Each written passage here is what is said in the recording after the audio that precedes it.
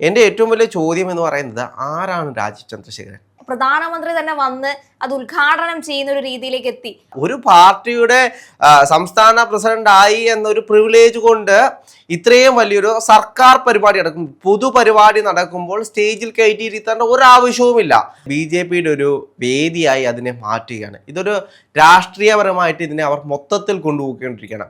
സ്വാതന്ത്ര്യം കിട്ടുന്നതിന് മുൻപ് തന്നെ തുടങ്ങി അല്ലെങ്കിൽ ചിന്തിച്ചൊരു കാര്യമായിരുന്നു വിഴിഞ്ഞം തുറമുഖത്തെ പറ്റി.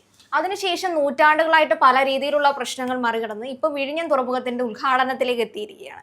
പ്രധാനമന്ത്രി ഇന്ന് നമ്മുടെ സംസ്ഥാനത്തേക്ക് വന്നിരിക്കുകയാണ്. ഉദ്ഘാടന വേളയാണ്. അപ്പോൾ പറഞ്ഞു കേൾക്കുന്ന ഒരു കാര്യമാണ്, ഇത് ഒരു സർക്കാരിന്റെ മാത്രം നേട്ടമായി മാറ്റപ്പെടുന്ന ഒരു രീതിയുണ്ട്. തികച്ചും വിഴിഞ്ഞം തുറമുഖം എന്ന് പറയുന്നത് നിലവിലെ സർക്കാരിന്റെ മാത്രമായിട്ടുള്ള ഒരു നേട്ടമാണ്. എനിക്ക് തോന്നുന്നു ഈ ഒരു വിഷയം ചർച്ച ചെയ്യുന്നതിന് മുമ്പ് മറ്റൊരു വിഷയമുണ്ട്. ഇന്ന് അവരുടെ പരിപാടി നടക്കുകയാണ്, വിഴിഞ്ഞം തുറമുഖവുമായി ബന്ധപ്പെട്ടുള്ള ആ ഒരു പരിപാടിയിൽ മുഹമ്മദ് റിയാസിൻ്റെ ഒരു പോസ്റ്റ് ഉണ്ട്. അല്ലെങ്കിൽ അവരെല്ലാം കൂടി ഇരിക്കുന്ന ഒരു പോസ്റ്റിനകത്ത് പറയുന്നത് വെച്ച് കഴിഞ്ഞാൽ, ഞങ്ങളെല്ലാം വേദിയിൽ ഇരിപ്പുണ്ട്, അല്ലെങ്കിൽ ഞങ്ങളെല്ലാം സദസ്സിൽ ഇരിപ്പുണ്ട്, രാജീവ് ചന്ദ്രശേഖരൻ വേദിയിൽ ഇരിപ്പുണ്ട്. എൻ്റെ ഏറ്റവും വലിയ ചോദ്യം എന്ന് പറയുന്നത് ആരാണ് രാജീവ് ചന്ദ്രശേഖരൻ? ഒരു ഇത്രയും വലിയൊരു ഇത് രാഷ്ട്രീയ പരിപാടിയൊന്നും അല്ലല്ലോ. ഒരു സർക്കാരിൻ്റെ പരിപാടി നടക്കുമ്പോൾ BJPയുടെ സംസ്ഥാന പ്രസിഡന്റായിട്ടുള്ള രാജീവ് ചന്ദ്രശേഖരന് എന്തിനാണ് സ്റ്റേജിൽ കൊണ്ടിരുത്തിയിരിക്കുന്നത് എന്ന് ഏറ്റവും വലിയൊരു ചോദ്യം, ഒരു സാധാരണപ്പെട്ട ഒരാൾക്ക് ചോദിക്കാൻ പറ്റുന്ന ഒരു ചോദ്യം എൻ്റെ മനസ്സിൽ ഇപ്പോൾ ഉണ്ടാകുന്നുണ്ട്. ഇത്രയും വലിയൊരു പരിപാടി നടക്കുകയാണ് വിഴിഞ്ഞം തുറമുഖം. നമുക്കറിയാം വർഷങ്ങളായിട്ട് വലിയ രീതിയിലുള്ള സംഘർഷങ്ങൾ എല്ലാം ഉണ്ടായി രൂപപ്പെട്ട ഒരു വിഴിഞ്ഞം തുറമുഖ പദ്ധതിയാണ്. പല പല സർക്കാരുകൾ മാറി മാറി വന്നപ്പോൾ പോലും നടപ്പാക്കാൻ പറ്റാത്ത പദ്ധതി ഉമ്മൻചാണ്ടിയുടെ കാലഘട്ടത്തിൽ അദ്ദേഹം മുൻകൈയെടുത്ത് ഇനി ആര് തന്നെ പഴിചാരി കഴിഞ്ഞാൽ ഈ പദ്ധതി തങ്ങൾ കൊണ്ടുവരുമെന്നുള്ള ദൃഢനിശ്ചയത്തിൽ ഇപ്പോൾ കാണുന്ന രീതിയിൽ വിഴിഞ്ഞം പദ്ധതി ഉണ്ടായി എന്ന് എല്ലാവർക്കും അറിയാവുന്ന കാര്യം തന്നെയാണ്. അതിന് മറ്റൊരു തർക്കവുമില്ല എന്നാണ് എൻ്റെ ഒരു യാഥാർത്ഥ്യം. തീർച്ചയായിട്ടും. കാരണം നമ്മൾ പറഞ്ഞ പോലെ തന്നെ സ്വാതന്ത്ര്യം ലഭിക്കുന്നതിന് മുൻപ് തന്നെ വിഴിഞ്ഞത്തെ പറ്റി സംസാരിക്കുകയുണ്ടായി. 1846 ആദ്യമായിട്ട് ഈ വിഴിഞ്ഞം പദ്ധതിയെ പറ്റി സംസാരിക്കുന്നുണ്ടായിരുന്നത്. അതിനുശേഷം പല പല സർക്കാരുകൾ മാറി വന്നതിന് ശേഷം 2004 ഉമ്മൻചാണ്ടി സർക്കാർ വരുന്ന സമയത്താണ് ഈ ഒരു വിഴിഞ്ഞത്തെ പറ്റി വീണ്ടും അല്ലെങ്കിൽ വിഴിഞ്ഞം പദ്ധതി കൊണ്ടുവരണം എന്ന രീതിയിലേക്ക് ചർച്ച ചെയ്യപ്പെടുന്നുണ്ടായിരുന്നത്. അതിനുശേഷം ആ ഒരു സർക്കാർ മാറി അടുത്തത് VS അച്യുതാനന്ദൻ സർക്കാർ വന്ന സമയത്ത് വീണ്ടും ഈ ഒരു വിഴിഞ്ഞത്തെ പറ്റി അല്ലെങ്കിൽ ആ സർക്കാരും ഈ പദ്ധതിയുമായിട്ട് മുന്നോട്ട് പോയി എന്ന് തന്നെ വേണം പറയാൻ. പക്ഷെ ആ സമയത്ത് ചെയ്തതെന്ന് പറയുന്നത് ചൈനീസ് കമ്പനി ആയിരുന്നു ഇതിന്റെ പ്രധാന പങ്ക് വഹിക്കാനായിട്ട് വന്നത്. ആ ഒരു സമയത്ത് ചൈനയുമായിട്ടൊരു ബന്ധം ഉടലെടുക്കുക എന്ന് പറയുന്നത് ഇന്ത്യക്ക് സാധ്യമായിട്ടൊരു കാര്യമായിരുന്നില്ല.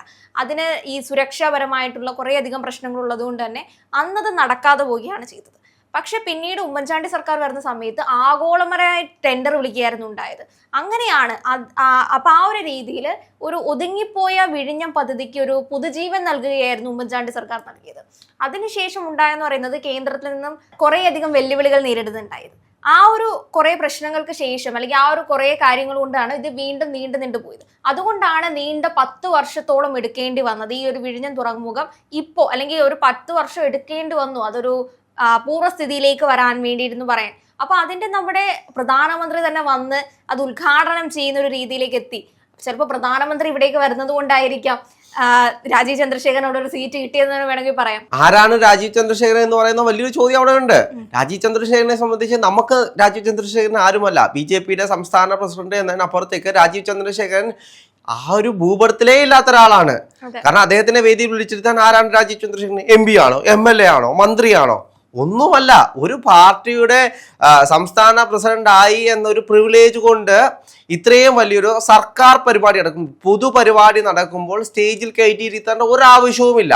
അത് അനാവശ്യമായിട്ടുള്ളൊരു കടന്നുകയറ്റം തന്നെയാണ് എന്ന് നമുക്കറിയാം. കാരണം ഈ കൊച്ചി മെട്രോയുടെ ഒരു സമയത്ത് ഇതേ കൂട്ട് കുമ്മനം രാജശേഖരൻ വന്നിരുന്നപ്പോൾ അദ്ദേഹത്തിന് വലിയൊരു പേരാണ് കുമ്മനം. അത് കഴിഞ്ഞ് വലിയ രീതിയിലുള്ള ഇമോജികളൊക്കെ ഉണ്ടായി, കുമ്മന ഇമോജി. അങ്ങനെ അദ്ദേഹത്തിനെ കളിയാക്കുന്ന രീതിയിൽ വലിയ രീതിയിലുള്ള വാർത്തകളെല്ലാം വന്ന്, അതേപോലെ തന്നെ ഒരു കുമ്മനം തന്നെയാണ് ഇന്ന് നമുക്ക് കാണാൻ കഴിയുന്ന രാജീവ് ചന്ദ്രശേഖരൻ. കാരണം അദ്ദേഹത്തിനെ അവിടെ ആ വേദിയിൽ കൊണ്ടെടുത്തേണ്ട ഒരാവശ്യവുമില്ല. ഇപ്പൊ അവര് നടത്തുന്നത് എന്താണ്? അവരുടെ ഒരു സംസ്ഥാനം അല്ലെങ്കിൽ BJPയുടെ ഒരു വേദിയായി അതിനെ മാറ്റുകയാണ്. ഇതൊരു രാഷ്ട്രീയപരമായിട്ട് ഇതിനെ അവർ മൊത്തത്തിൽ കൊണ്ടുപോയിക്കൊണ്ടിരിക്കുകയാണ്. ഇപ്പൊ നമ്മൾ പറയും ഉമ്മൻചാണ്ടി കൊണ്ടുവന്നു അല്ലെങ്കിൽ പിണറായി വിജയൻ കൊണ്ടുവന്നു CPM-കാർ പറയും. പക്ഷെ ഇതിന്റെ എല്ലാ അവസാനത്തെ ക്രെഡിറ്റ് മോദിജി കൊണ്ടുപോയി എന്നായിരിക്കും നമുക്ക് നാളെ കേൾക്കാൻ കഴിയുന്നത്. പല കാര്യം ഈ വിഴിഞ്ഞം തുറമുഖത്തിന് കുറേയധികം പ്രശ്നങ്ങൾ ഉണ്ടായത് കേന്ദ്രത്തിൽ നിന്ന് കുറേയധികം അനുമതികൾ കിട്ടാതിരുന്നത് കൊണ്ട് തന്നെയാണ്. ഇതിന്റെ നയതന്ത്രപരമായിട്ടാണ് എങ്കിലും അല്ലെങ്കിൽ അതിന്റെ സുരക്ഷാപരമായിട്ടാണ് എങ്കിലും കുറേയധികം വെല്ലുവിളികൾ നേരിട്ടത് കൊണ്ടായിരുന്നു വിഴിഞ്ഞം പദ്ധതി ഇത്രത്തോളം നീണ്ടുപോയത്. കാരണം രാജ്യത്തിന്റെ തന്നെ ഏറ്റവും വലിയ തുറമുഖമായിട്ട് മാറപ്പെടുന്ന ഒരു കാര്യമാണ് വിഴിഞ്ഞം എന്ന് പറയുന്നത്. അപ്പൊ അതിന് ഈ ഒരു മോദി സർക്കാരിനൂടെ ഒരു പങ്കുണ്ട്, അല്ലെങ്കിൽ ആ ഒരു കേന്ദ്രം ഈ സർക്കാരിന്റെ കുറേയധികം കൂടുതൽ പങ്കുള്ളത് കൊണ്ടായിരിക്കാം ചിലപ്പോൾ ഇപ്പൊ വിഴിഞ്ഞം സാധ്യമായത് എന്നൊരു തലത്തിലേക്ക് കൊണ്ടുപോകാനായിരിക്കാം കൂടുതലായിട്ടും ഒരു BJP പ്രസൻസ് അവിടെ ഉണ്ടാക്കുന്നത് കൊണ്ട് അവർ ഉദ്ദേശിക്കും. അല്ല, എന്തായാലും ഒരു പദ്ധതി കൊണ്ടുവന്നു. ഇത് എത്ര കൊല്ലം മുമ്പിട്ടുള്ള പദ്ധതിയാണെന്ന് ആലോചിക്കണം. ഇതിനു മുമ്പിട്ടും ഇവിടെ ആരുടെ നരേന്ദ്രമോദിയുടെ ഗവൺമെന്റ് തന്നെയായിരുന്നു ഇന്ത്യ ഭരിച്ചുകൊണ്ടിരുന്നത്.